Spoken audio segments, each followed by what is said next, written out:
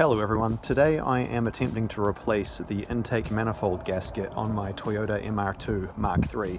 On YouTube there's a few videos of people replacing the intake manifold gasket on the same 1ZZ engine, however it's always done on front-engined vehicles like the Toyota Corolla or the Matrix, and the intake manifold is very accessible. However, on the MR2 the intake manifold is down hard against the firewall and very tough to access.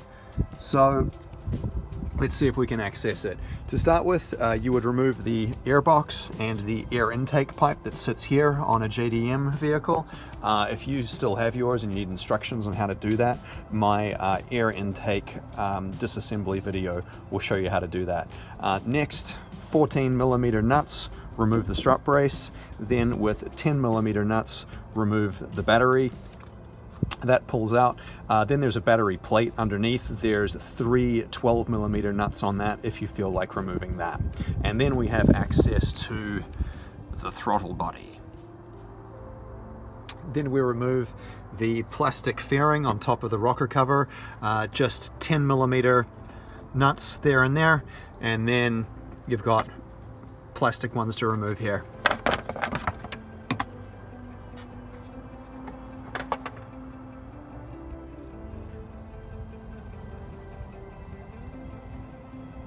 So this is the throttle body. There are 2 hoses at the back there to remove. There is a hose on top just there which leads to the crankcase.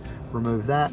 And then down in the back there is, at the end of that grey plug, an electrical socket to remove. Then you have got 2 12mm bolts here and on the opposing side, and then 2 12mm nuts up on the top and on the opposing side. Taking the throttle body off, we are onto our first 12mm nut to remove the intake manifold. That is it there. The next step is removing the wiring loom and the fuel rail, just so you've got a bit more space to play with, and get those intake manifold bolts off. You're going to need all the space you can get. So I started by removing this bolt here. It's 12mm, I think. There's an opposing one on this side, and then you just flip the stay upside down. Then there's 2 plastic clips, one here and one here. I struggled to get those off a little bit, but I figured it out in the end. Flipping one of them upside down so you can see it on camera, there's these little black plastic tabs here.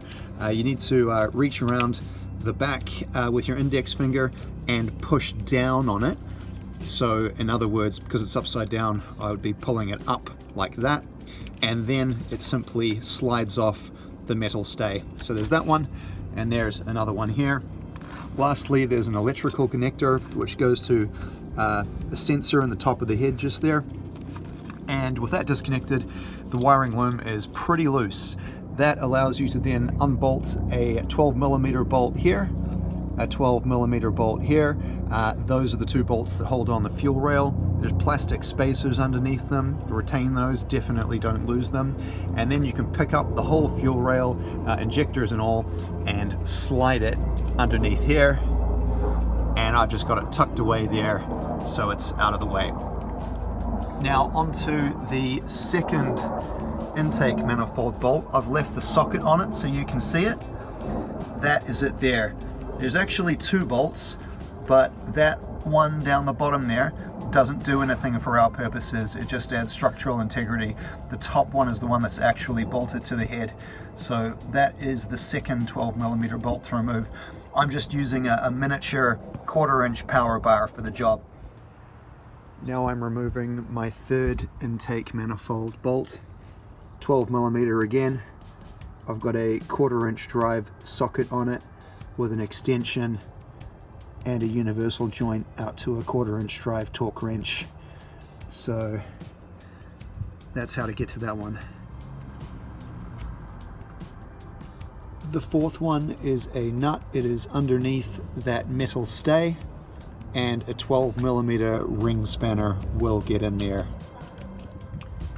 And the same 12mm ring spanner approach will loosen nut number 5, which is again holding down another metal stay which holds the wiring loom in place. Okay, so the 5th fastening is a bolt which is in the top dead center of the intake manifold. That's it there. It's quite a bit trickier to get to than it appears. It's deep down inside a recess in between 2 intake ports. A ratchet will not fit down there, so I tried a ring spanner. The walls of the ring spanner were too thick to reach around the bolt, so that option was closed to me as well. Then I used this little 1/4-inch drive power bar that you can see. However, I couldn't get enough torque going to unfasten the bolt. So then I slipped this nice long ring spanner over it and got just enough leverage to do the job, and it's loosened now. Okay, so there's 2 studs, one of which I've removed. It pokes out just there. There's one still left, which is this one here. If you do want to remove it, it has a Torx receptacle fitting at the end.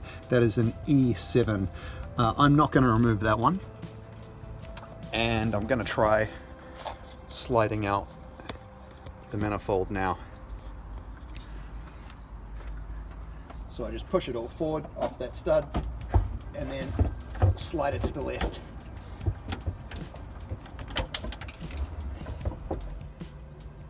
Okay, so I have removed this radiator hose on the side of the block, and I've removed it at the other end, which leads under the firewall. I've put it aside, that's it there. Then on the base of the wiring loom, which is this here, I've removed the nut from the bottom of it and then lifted it up so it can move around a little bit. And the brake booster hose bolted to the firewall, I've unfastened that as well, all to give the intake manifold a little bit more wiggle room. And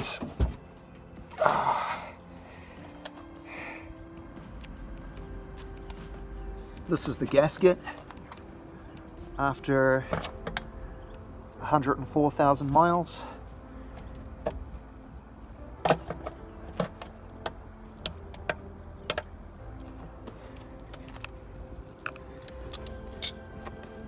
This is the new gasket. That's the part number. I will put a link to this one that I bought off eBay in the description. And when you're reassembling everything, the most important thing is that your intake manifold nuts and bolts are torqued to 25 Newton meters, and when you put the throttle body back on, it's 22 Newton meters. And that's it. You're finished.